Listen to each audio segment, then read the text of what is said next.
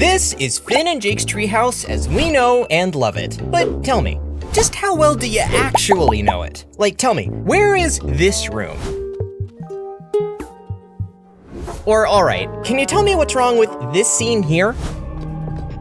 You ready? Ready. Let me put it plainly. That room just shifted down 2 levels and probably busted our plane of existence while doing so. We're in for a wild one today. Any way you slice it, this treehouse has got a bunch of mysteries, hidden rooms, and most importantly, inconsistencies. And today, I'm showing you exactly how this place works, and how it doesn't sometimes for that matter. Before we begin though, let's get the basics out of the way. This is about as close to a canonical layout for the treehouse as we're ever going to get, and it does a good job of laying out the rooms. Starting from the very bottom, we have our entrance and first floor treasure room. We've been showing these films unauthorized. Then we have the second floor of the treasure room and interior trunk. What? Help! Oh no! And that room with the glove in it is the den. Eat. Grab that missile. Okay. We also have the right side's branching room, aka the attic. Shoo. Alongside that is the left side's branching room, which is not a dungeon like in the picture. It's actually a bathroom. That's actually got a crazy secret we'll talk about later. Don't worry. No! I'm too strong for the world! And for the bigger rooms, we've got the kitchen. Baking pancakes, making bacon pancakes. Take some bacon. We also have the living room. Not as cool as the fort I'm gonna build. I call this chair. And finally, the bedroom. My imagination off machine is left at the bed. And of course, we can't forget the boat. Because what treehouse isn't complete with a boat at the tippy top of the place? That makes all the sense in the world. But speaking of things not making sense, there's actually quite a few locations that weren't covered in that map, most prominently being... Gonna build me a pie-throwing robot that throws never-ending. Now, when I first saw that, I was extra confused. Mainly, I was wondering where the heck the front door was. But then I took a look at those branches and figured it out. This little cave is in the back of the treehouse. Take a look at that yellow dangling thing in particular. In most shots of the treehouse, and more importantly on our layout, that'll be the right side of the house. In this case, it's on the left, meaning we're seeing the rarely seen back end of the treehouse, and can also get a view of everything else going on back here. Which means we get to see a garden and a fire pit. Oh, very exciting, I know. Another small secret area in this house, and I mean that literally, are the walls, specifically the micro-habitat within them. First showing up in the episode Shh, we see BMO run for his life into a crack in the wooden walls, with Jake chasing after him. And to my surprise, there's way more than meets the eye here. I mean, this side of the wall alone is home to a whole bunch of creatures, including this freaky looking spider.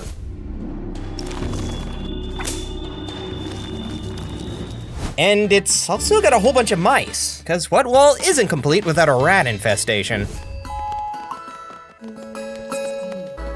Those guys are cute though, so can we really call it an infestation? And I mean, you can't have rats in the walls without this guy as well.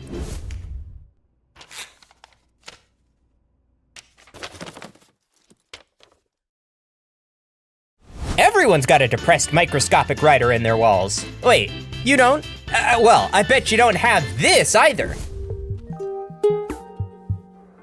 That's gotta be the sarcophagus of Gumball Watterson himself. Jokes aside, why is there a cat sarcophagus in the walls? How do you fit a giant golden casket in your walls? May I remind you what the interior of these walls look like when blown apart? Those walls are as thin as paper, which makes sense sorta, cause, you know, paper comes from trees. But there's no way you can fit all that in those walls. Another area we actually can see in that layout, as well as in the shot of the cave from earlier, is the well. Although this isn't your average ordinary water holding well. No, this is the entrance to... The Beneathiverse. Pretty nice. Yeah, there's a whole underground gnome colony directly under Finn and Jake's treehouse, through their well no less. Oh, and if you don't believe me when I say that, here's my irrefutable evidence.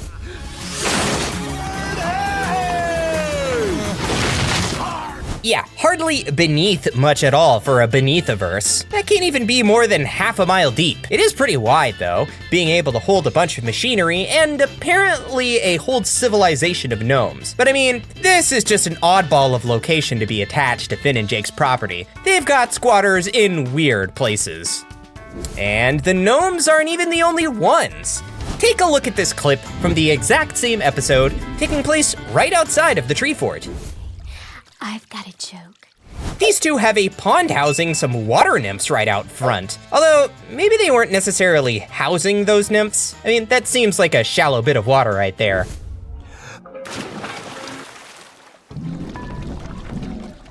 And as per usual, I've spoken way too soon. That's a deep pond.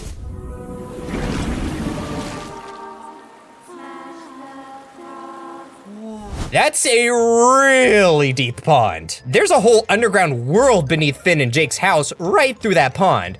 Or grotto, if you prefer that name. Hey, wait a minute. What about the Beneathiverse? Okay, maybe I'm nitpicking, but I feel like having one underground world is crazy as it is, but believable. But now you're telling me that this treehouse has 2 underground worlds? And my house can't even get 1? That's not fair at all. And it doesn't make sense either, but I think you probably figured that one out. But of course, it wouldn't be a cartoon house if there weren't even more logistical issues than what we've mentioned already. So without further ado, it's non-Euclidean geometry time. Now, one of the most persistent issues with the entire house is the height of some of these rooms. Particularly, I want you to look at that bedroom. It's the top floor of the place. So odds are, it's gonna be overlooking the grassy fields outside, right? Well, take a look at this clip from the eyes. Strangest feeling. So that's clearly the bedroom, yet the horse is still basically on the same level as Finn and Jake. That doesn't really make much sense unless the hill is incredibly tall. So just how tall is this hill exactly? Not even close to that of the top floor. So we've got a problem. Either that hill is shifting every time Finn and Jake look out the window, or the bedroom is in the wrong place. I'm not a fan of either answer. And speaking of things I'm not a fan of, let's talk a bit more about the kitchen. If we look back at our handy little graph from earlier, we can see it's on what's basically the bottom level of the house, or at least the bottom level of the main 3-layered area. Tree houses are hard to talk about, but with that in mind, take a look at these bits from the episode Time Sandwich. It's amazing. God tier sandwich, right? Well, Magic Man agrees, trying to steal it for his own. And just when it seems like he's gonna be caught... It's just you and me, baby. Pause! So, look back at when Magic Man busted out, and we got that shot of the outside. Tell me, did that look like the bottom floor to you? The correct answer here is not at all. And what's crazy is, that's not even the first time the kitchen was in the wrong place. Take a look at this clip from the episode Evicted. Jake! Jake! That clip had Finn running from the top floor bedroom right into the kitchen, which would make the kitchen actually on the second floor instead of the first. Or the third for that matter, as we saw in the Time Sandwich clip. And that's not even the only time the top floor has been inconsistent. The living room has actually been up top as well. Just look at this clip from the episode Shh. Party, party, party, ow! This one is pretty quick, but again, you can see the party god blast through the ceiling and end up in what was actually Finn and Jake's living room, as evidenced by this clip from earlier on in the episode. As small as it is, the little black box towards the right of that shot is actually the furnace that we see in the right of the living room in our diagram, meaning we're definitely on what should be the second floor of the house. That party wolf god dude didn't just break the roof, he broke the rules of reality. And technically so did the bikini babes when they fell in through the roof of the place as well. Actually, that begs the question. How was the roof broke, then repaired by the end of the episode to allow the party god to break in again? This hurts my head. And if you prefer your living rooms at the entryway of the house, I have good, if confusing, news for you. The episode Evicted has got you covered. What is it with this episode? Yeah! Huh? I don't think I even have to explain to you what's wrong with that. On so many occasions, this has been shown to be a separate room to store gold, but just to be safe, I'll show you another clip of it just to be thorough. You ready? Ready. Thank you very much, concept of cuteness. You've proven my point. Rooms in cartoon houses never make any sense, and the living room is no exception. But now, we have not a discrepancy in the logic of the house, but maybe the coolest secret this treehouse has. So, remember how earlier I was bringing up how the left room was actually not a dungeon as described in our chart, but instead a bathroom? Well, just in case you don't, here's more proof of that. After Football and BMO have their climactic stare down in the bathroom, we get this clip of the little guy walking back to the kitchen. You got it. Yeah. Family meeting! There we can see the shot of the hall area that would lead to the bridge outside, as well as the ladder down to the entrance room of the house. Pretty consistent there, actually. But what if I were to tell you that this room was never actually meant to exist? Yep, there's a reason our graph shows this place as abandoned. This is what was always intended, as we can tell from the scrapped season 1 episode, Brothers in Insomnia. In the episode, Finn and Jake would have found a tiny village underneath their treehouse and tried to save the villagers from an evil root monster, but end up breaking off the entire right branch of their house in the process. And knowing how well this show usually keeps continuity, you betcha this would have been permanent. But if I'm being honest, Adventure Time's treehouse is otherwise pretty consistent. Maybe one of the more consistent houses in animation.